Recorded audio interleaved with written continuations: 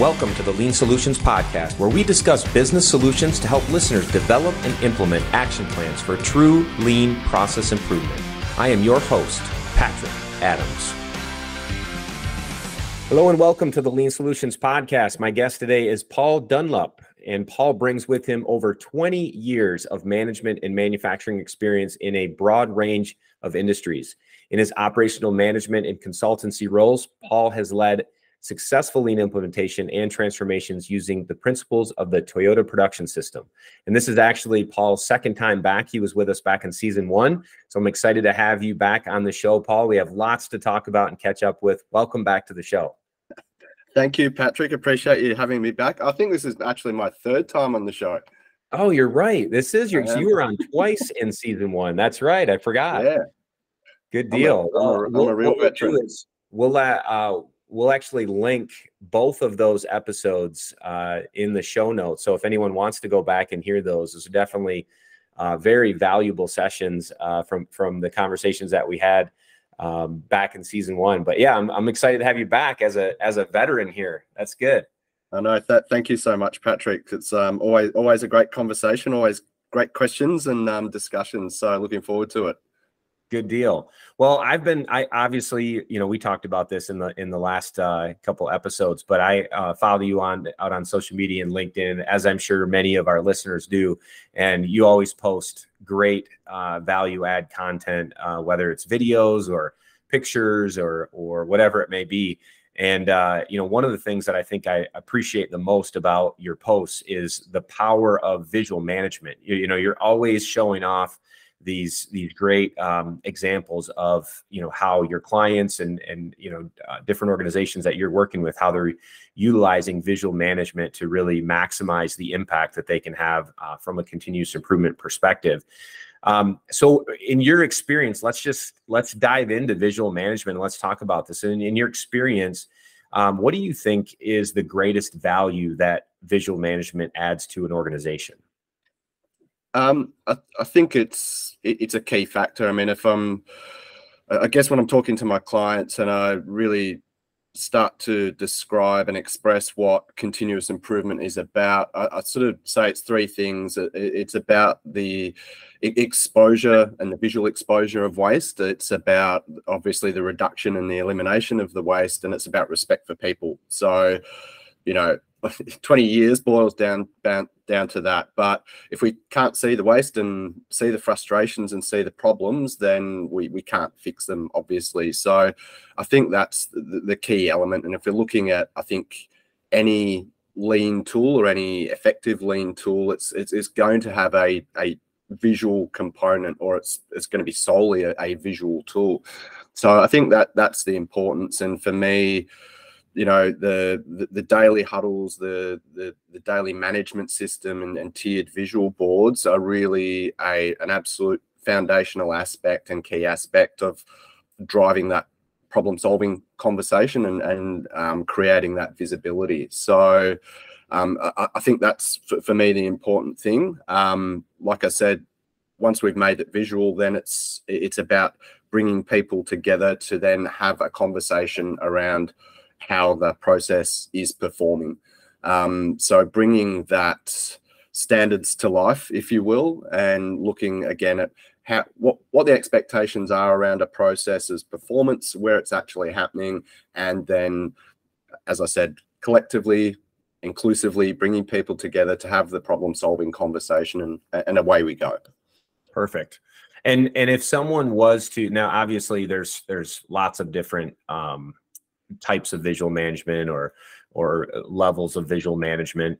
But if you were to identify maybe a couple of key elements that you would find, in visual management, anything specific come to mind around what would be some important pieces that need to be in place in order for your visual management to be effective? That it's very simple, I think is really important. I think you tend to see a lot of very pretty sign-written boards and all the rest of it. I'll see lots of boards that have, a multitude of printed charts and things like that, quite complicated information. And I guess one of the things and the key points is tailor it to the audience. So if it's a shop floor visual management board, with all due respect, it needs to be kept very, very simple. Generally, people on a shop floor, on a production line, aren't used to interpreting complex data. So it always needs to be simple. And I'd say that at all levels anyway. But I think we need to have a very clear target to actual, that needs to be very clear to read. The information must be meaningful, again, to the people looking at that information. A lot of the time, there'll be things that people can't control per se. They also need to understand what the metric is, how the metric's being measured. The metrics, of course, need to be realistic and all of those sorts of things. I'll go to a lot of huddles where I know damn well the people looking at the information have no idea what the information is that they're looking at. So how can we have a conversation around that? So I think for me, and that it is actually visible. Sometimes it can be hidden, it can be numbers, it can be words, whatever. It needs to be really, really simple. You know, colors, lines, whatever it needs to be. So I think there's some of the key points. This is about engagement. This is about access. And again, this is about really engaging people in that problem-solving conversation. For me, the purpose of daily management is, again, around that exposure. So yes, we're exposing perhaps the process deviation. We're also exposing where the process is working. And then it's about, I guess, the next part of exposure is really getting people to connect, to be candid, and to open up and discuss what they're seeing and feeling and hearing in their job. And that's where I think really the gold's to be found in those conversations. So nice to have the good looking visual board, but if it's not driving that conversation and that level of conversation, then it's not working the way it should. Right. Yeah, that makes sense. And obviously there's a lot of things. I mean, you talked about both sides of like things that make it successful, and also, you know, some of the things that could cause it to fail. You know, if you have visual management out there, and I've had similar experiences. Anything specifically come to mind? Like if you were to say like the top maybe one or two things that if you do this, it definitely is not going to work. You know, what on the opposite side, like what would be those failure modes where you would say, this is number one, this is number two, like don't do these two things, or make sure you do these two things, or it will definitely not, you know, it won't be used as it intended to be. So it must be kept up to date. And there current. You go. I like that one. As simple and as obvious as that sounds, that's really important.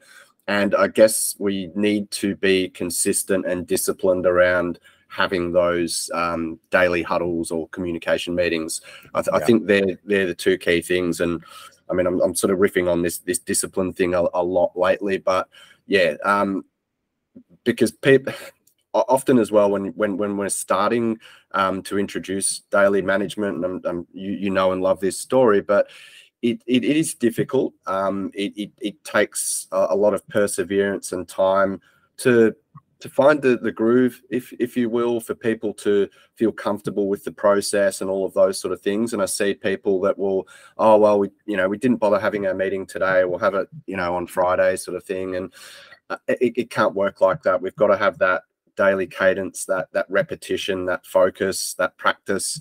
So I think they're probably two of the as simple and again as obvious as that might sound, they're really crucial. Yeah, and I have people ask me, well, you know, what happens when I'm, you know, as the leader or as the person that's responsible for this particular board, and I'm running daily huddles, what happens when, you know, I'm sick, or what happens when I take vacation? You know, do we just stop the meetings until I come back? And, you know, again, that's something I see a lot too. And it's like, no, you need to have, you know, a backup. You need to have someone else that can step in. This is a non-negotiable meeting. It needs to happen consistently at whatever day or time that you've put in place. And if you don't show up, someone else should step right in and be able to lead that meeting. And then that's also developing the next generation of leaders as well.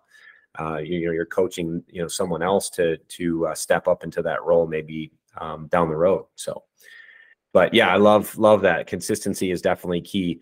And obviously, like I mentioned earlier, there's lots of different types of visual management. And we're talking specifically more down the road of daily management type of visual management systems. In specifically, what comes to mind for me are SQCD boards, safety, quality, cost, delivery. Sometimes you see morale listed as another one of those metrics. But what can you explain maybe to the listeners that maybe are not familiar with an SQCD board, what that is, or how it's used when it comes to daily management? Sure, and that's a good question. So the SQCD board is really operationally typically, and it's the SQCD is essentially the pillars of the business. I'll often, as you say, there might be a morale component. I usually tack a people bit onto the start. So people, safety, quality, cost, delivery. It's sort of, in some respects, the most important thing to the least important thing.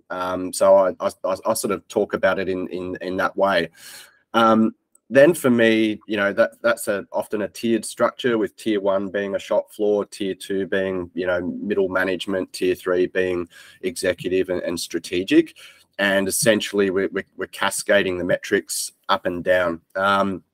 So at a tier 1 level, and that's typically where I'm going to start with a client business, is that with those pillars, it's really, for me, I simply say, what does a good day look like? So if we're going to visually represent what we're trying to achieve as a team, as a department, as a function, whatever it might be, what is that maybe that one key objective? So from a safety point of view, we want an incident or injury-free day. From a quality point of view, that might be under a particular defect rate or whatever that might be. So we're setting that clear, again, realistic target, and we're visually representing our performance against that. So we can have, again, certainly we'd like to have lead indicators in there just as much as lag indicators. On a typical SQCD board, I would like to see then, an hourly, daily focus, as well as maybe a week on week, month on month, a trend chart to see, and as a link between the daily focus, the daily problem solving conversations, and again, what effect that's happening. That might then be, typically you might have A3s as part of that. So the A3s will then be coming out of the trends and patterns. So we'll uncover underlying and chronic issues, reoccurring issues, and we'll start that higher level problem solving. So, and that's on a more mature board, let's say, but very simply, we'll have a simple daily target to actual. And really the purpose of the board, like I said earlier, is to drive conversation. It's got to drive conversation, and then ultimately it's got to drive action through PDCA. So the real, I guess, important part of the board is always that right-hand side of the board, which is got the issues and the follow-up activity. There's going to be a date, there's going to be some responsibility there, and that's really the marker. And at the end of the day, that's the marker of continuous improvement. How many improvement ideas do we raise? How many do we action? And that's what I really want to see happen out of that board. Nice to have the conversation, but it's got to drive action and experimentation. So then that's just layered up, and it's just really replicated at all levels, just in a different way. Makes sense. And for an SQCD board, with things progressing like they have from a technology perspective, do you recommend, or do you prefer a physical board versus a digital board? Does it matter which way you go? Where, do you start with a physical, then go to a digital? Again, does it matter? What do you think about that? Yeah, that's a really good question, because there's obviously lots of conversation out there around digital. We see lots of digital implementations. I use both. So I use, a traditional board as well as work with technology and have digital boards. So for me, it's not a either or. It probably can and should be both. And where I'm using a digital solution or a digital platform in my client businesses, it sits alongside a traditional visual board. So I think both play together. In terms of you can be completely digital and that's fine, or you can be completely manual and that's fine. But I really do think that, and we can talk about this, that there is a large advantage in working towards a digital solution and incorporating digital. Digital isn't going to compromise the fundamentals of continuous improvement. I think it actually aids and elevates and accelerates your ability to, again, take action and have those conversations. Typically, and I think people just see a digital platform as just a display only. And a good digital platform will do much, much, much more than just that. It's not just automating data collection. It's not just a display.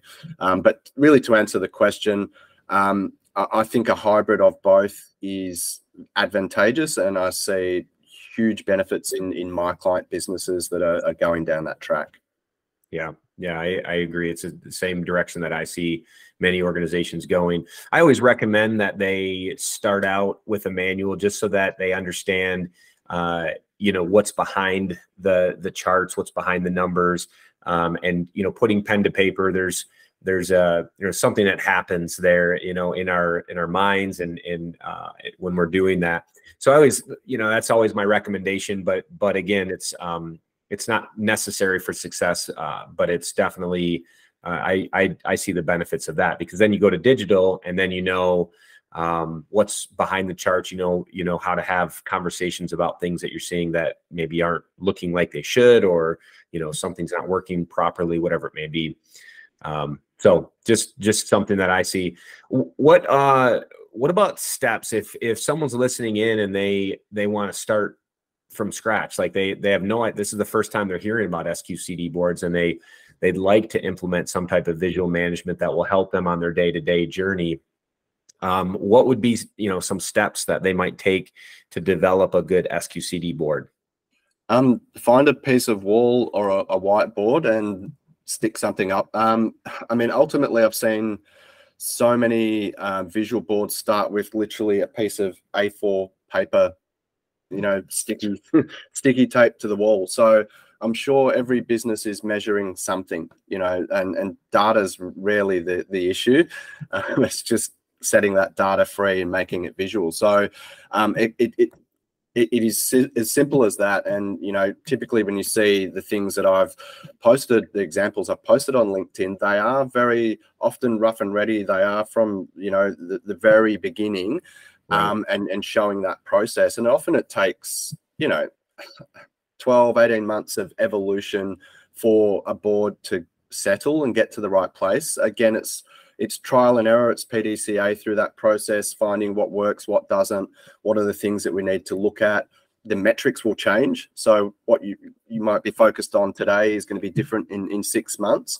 So again, it can just be as simple as one chart, one target, one thing that just gets people together, gives them a focal point, and starts that problem-solving conversation. So I don't want people to feel like it needs to be anything fancy or complicated.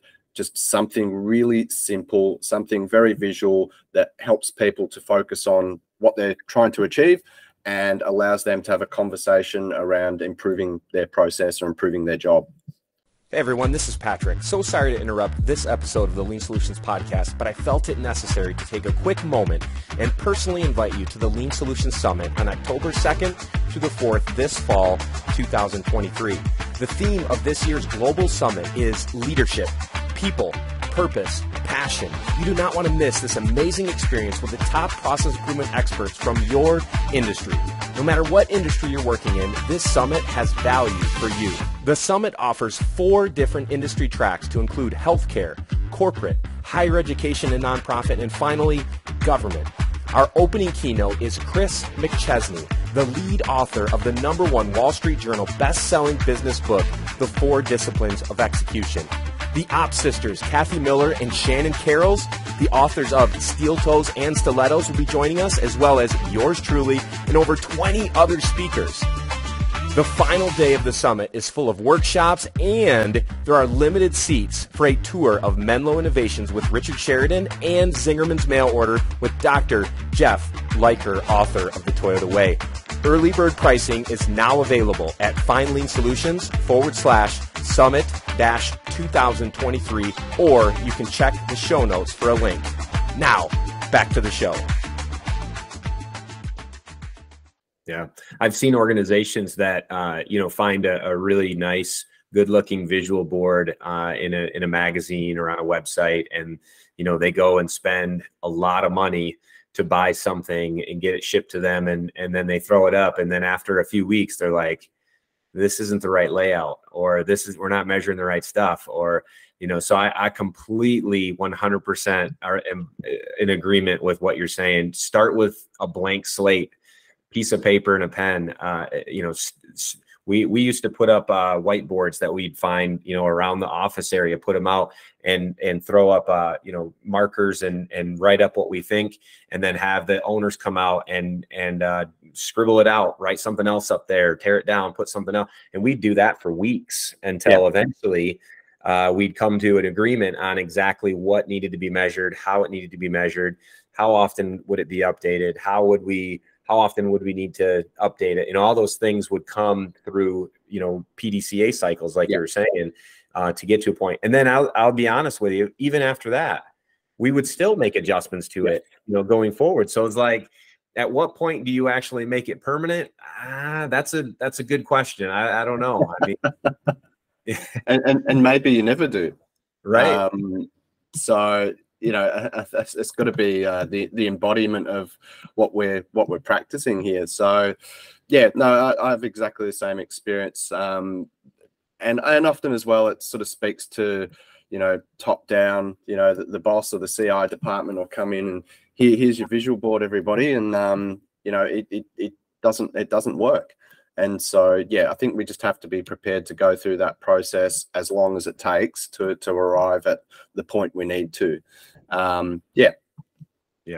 No, good point. And I think the point that you made earlier, I think you said it a few times, is the real goal is just to get the team together and get them talking about the work that's happening, about some metrics and how you're measuring success for your area, and then digging into some of those problems that are being identified when you're not hitting the metrics that you need to be hitting. So what would you say, from a sustainment perspective? I mean, if we were to throw up a board, we got a team meeting there on a regular basis, maybe we've set up a tier 1, a tier 2. How do we ensure that this sticks? How do we ensure that there's a long-term commitment to this? Any recommendations on that? I guess it then starts to come down to standardization. So you were talking about before, well, we've got to back deep, so it can't just rely on a single person or a leader. We have to develop people, and again, that's part of that coaching learner methodology that we have. So we certainly have to have that. I'd certainly that needs to be part of leader standard work, is that those meetings happening, and that particularly in the initial period, that leaders have to drive that. They have to make sure that those things are happening. They have to make sure people are accountable at turning up at 8 o'clock in the morning and doing all of that. Sometimes it's that simple. I think after enough time, it does become habitual, and that people, provided that it's it is a good quality meeting that they're getting benefit and value from, and that there's good quality outcomes and activity, then people are going to be attracted to that. It's going to, just become part of what we do, and a really valuable part of the day. So I think over time, that's just where it goes. You don't need to necessarily push it. People are looking forward to that and expecting that. But yeah, so I would say again, comes back to that consistency. It comes back to standardizing that process, and like you said, making that a non-negotiable. Mm-hmm. What you mentioned leader standard work earlier. What kind of involvement would you see from leaders at different levels in the organization, executive or C-suite, mid-level managers, team leaders? I mean, how would they set up their leader standard work, or what would their commitment or their involvement be with an SQCD process or daily management in general? I think everybody has to have some involvement at all levels. So certainly, and again, it depends on the size of the business and all of these sort of things. But certainly I encourage senior managers to attend tier 1 meetings at least once a week, executives into the tier 2 and those sorts of things. So whatever, whether it's fortnightly or weekly, at least there's a presence there. I think, part of that is we want to bring everybody close to Gemba. And I think that is really important. And the tiered daily management system is really the conduit that facilitates that flow of, we talk about the flow of information and materials through a process. This is the flow and the good quality flow of communication through our hierarchy and our functions, both vertically and horizontally. So that bringing those people closer through those daily communication meetings, because they're gonna, we can look at the metrics, we can look at the reports, but really getting it from the horse's mouth and seeing and feeling those conversations, I think is absolutely critical. So definitely encouraging people to have again, what that is for an individual, I don't know, but really prescribing something and regular contact into those lower tier meetings. Perfect. How do we measure success here? What does success look like for an SQCD board for this type of process? How would you make sure that that your SQCD boards are working, or they're giving you the value, or you're getting the results that you're looking for from this? I think a couple of things. I think, like I said before, is just the volume of output in terms of the ideas, the problems and frustrations that are being escalated and action through that. So that's definitely the first thing. It's probably looking at and something I always will say in clients, before there's actual tangible and measurable change, I'll hear the conversation begin to change. It'll become more positive. It'll become more constructive. People will begin to cooperate and be more open. So I'll see that. So I think how you define that, but just the tone of and positivity around the conversation, I think is really important. Starts to become a cultural shift. I think we have to be realistic as well that the daily management system, as good as it is, it's still, there's people that still won't engage in that. There'll be still people that are uncomfortable to speak up in front of the group or whatever. So there has to be other layers to that conversation too. And that's often where I think leader standard work starts to come into play. Again, go to Gemba. So part of, I say, because what you'll see sometimes is that the huddle will stop and people will turn and walk off and then start talking. And they'll be talking about the things that they should be talking about in the meeting. So there's often, maybe hidden barriers or barriers that we haven't uncovered yet, because you can't just expect that we have the meeting and everything's going to come out. So, I really encourage leaders to, at least on their Gemba walks, they're catching up intentionally with people. They're having those one-on-one conversations. They're building, human relationships with people and connecting on that level.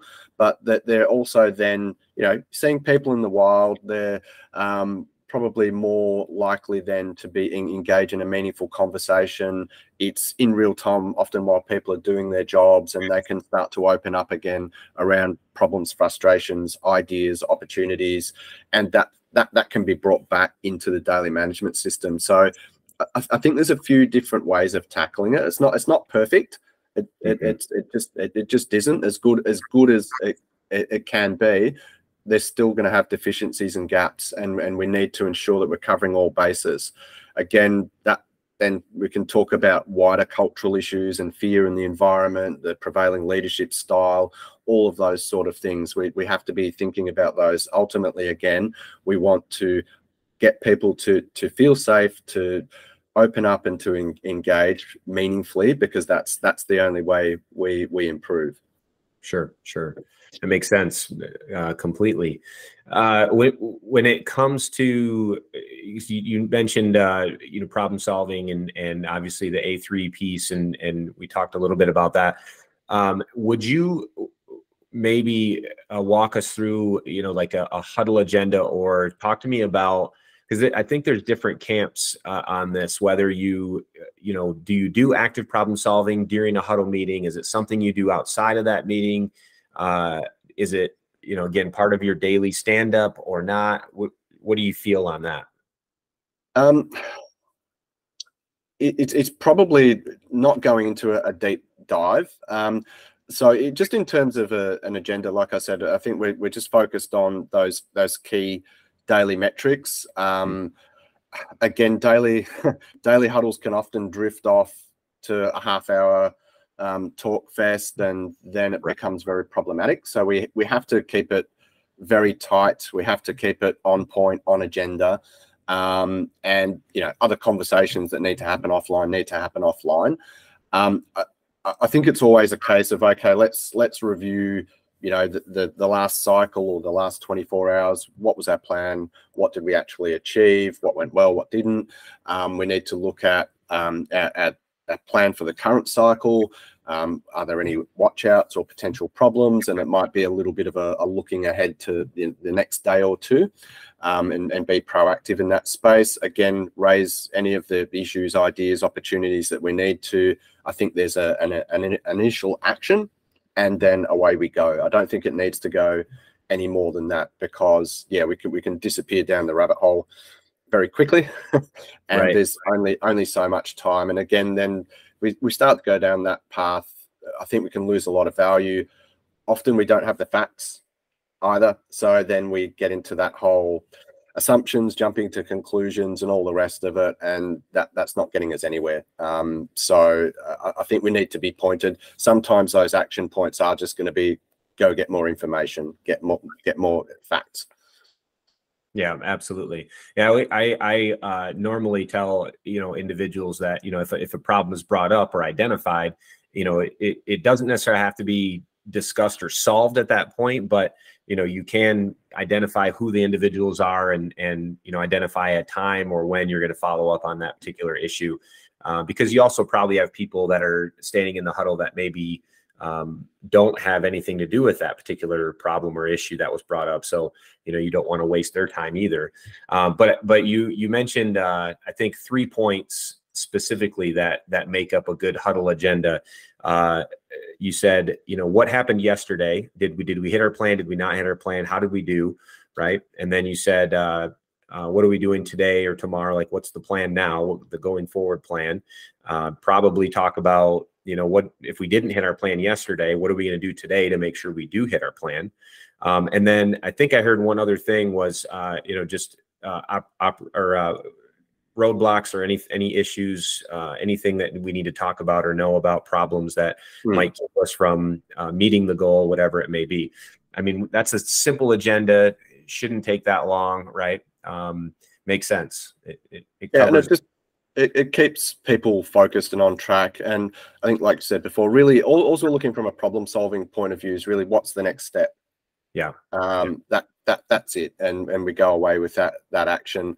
Again, if we're just looking at last cycle, current cycle, and looking ahead, that gives us enough. Often as well, Patrick, with tier 1 type meetings, we might bookend the day. Sometimes some businesses have 2 meetings, so they'll have one in the morning, one in the afternoon as a wrap up. So they'll finish off, and sometimes they're actually really good quality meetings because the day's still fresh, and we can have probably better quality conversations, and they're setting themselves up again and being proactive, looking ahead to the next shift or the next day. So Again, there's no hard and fast rules. You could have one, you could have three. It doesn't, whatever's going to work for you and your process and deliver value. Again, it can be a 5-minute conversation, can really add so much, again, focus, value to your day, just taking that little bit of time. Yeah. You'd be surprised. I'm talking to our listeners here because I know you know this, Paul, but you'd be surprised how many organizations that we go to, and the number one issue is a breakdown or a lack of communication. And just that 5 minutes a day, it just adds so much to that team in understanding, how they're doing, what the plan is for the day. They're given a voice, an opportunity to be heard, respected. It's just, there's so much value there. And obviously, very much something that both you and I promote with many organizations. Paul, what's been maybe some of the challenges that you've had, in rolling out SQCD boards with some of your clients? So like we talked about before, yeah, so the time thing is often an issue. The consistency thing is often an issue. A lack of engagement. A lot of businesses will struggle. It's like pulling teeth to get people to talk and engage. That probably then starts to uncover other issues in the business, deeper cultural or leadership type issues. I think they're sort of typically the biggest. Like I talked about before, that perhaps sometimes the metrics, people go a bit crazy with that. It becomes too complicated or too visually overwhelming. Again, the visual board should be visual. It should be, again, we're talking about reducing barriers to entry and allowing people to access information. And so we need to ensure that that is as simple and as easy as possible, so we can get the most out of that. So I think they're probably some of the key things. Again, simply the consistency part and the discipline around that, I think, is paramount, because if you approach it in the right way over a long enough period of time, and you be patient with it, and you learn as you're going, then you will get the benefits from that. Absolutely. I agree. Obviously, good discussion here, Paul. As we kind of wrap things up, I guess I want to ask you anything at all that you would say, kind of last advice that you might have for anyone listening in, if they're, again, hearing about SQCD boards for the first time, thinking about visual management, maybe early on their lean journey.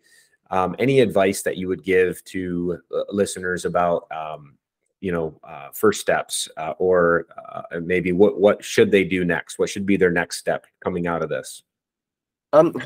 Probably not a lot more to add, but it's really just to, again, my first question is, what does a good day look like? So again, just really simply expressing those things, if it's 1, 2, or 3 things, and just starting as soon as you can. Make that time. Like you said before, so many, certainly every organization that I walk into, communication is by far and large the biggest issue. Communication and engagement with their people. This is the tool that really opens that up. Like I said, it's not a communication utopia, but it makes a huge difference, and it makes a huge difference when you do that every single day. That is meaningful, and I think as well, from a business or an organizational commitment, that's huge, to have the discipline around that. So again, don't overthink it, don't overcomplicate it, keep it simple, but do it in the right way, in terms of using that as a vehicle or a mechanism to open up conversation. Sometimes that conversation, and particularly in the early days, it's going to be a little bit unpleasant. It's going to be a little bit confronting, because there's going to be stuff that starts to come to the surface that perhaps as a leader you don't want to hear, but we need to uncover the truth of the matter. So maybe sometimes I think leaders or organizations avoid that because they kind of know what's coming. So you've got to rip that Band-Aid off and just do it. Yes. There's no, I mean, you and I know, but there's just no other way. Yeah. Yeah. And you said this, but don't be afraid, don't feel like you have to have it perfect in the beginning. Just do it, and then be willing to just adjust as you go, learn, adjust. It doesn't need to be perfect. Just start with something, get it going. Don't give up, stay consistent. I mean, all those things are so important. Paul, as always, third time on the show, you clearly appreciate everything that you do for the lean community. Love having these conversations. It's always good. I'm a lifelong learner. And so, these are great opportunities for me to keep my skills sharp and learning from you, and obviously continuing to follow you on social media. So thank you for all you do. If there is anyone that wants to reach out to you, what's the best place for them to contact you? As always, it's going to be on LinkedIn. So please reach out and connect. Lots of people do. I will and do respond, and happy to engage and support and help. Please reach out that way. That'd be great. Perfect. And along with your past 2 episodes, we'll make sure we put your LinkedIn profile link in the show notes. So if anyone's interested to get a hold of Paul, you can go right to the show notes and see those links there. And then again, Paul, we'll have you back another time here down the road. We'll come up with another really good topic to dive into and have a chat about. So again, thanks for being on the show. Appreciate your time and appreciate everything that you do for the lean community. No, same goes, Patrick. Appreciate that. Thank you. Thanks so much for tuning in to this episode of the Lean Solutions Podcast. If you haven't done so already, please be sure to subscribe. This way you'll get updates as new episodes become available. If you feel so inclined, please give us a review. Thank you so much.